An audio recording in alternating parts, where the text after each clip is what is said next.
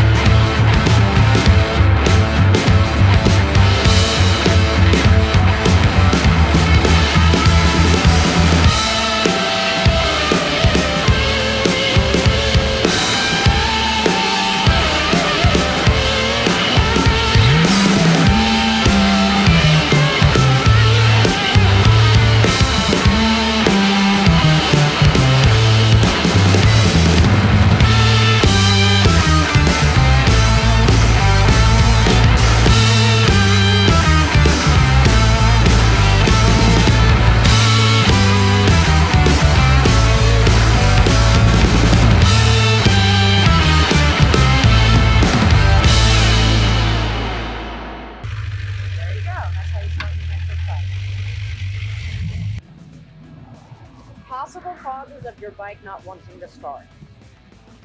First, obviously, make sure you went through the proper procedures and turn your switches on like you're supposed to. If it requires you to pull a clutch lever, pull the clutch lever. If you turn it on and hit that start button and it's turning over and it's turning over, make sure you have gas. If it's carbureted, it will have a switch on it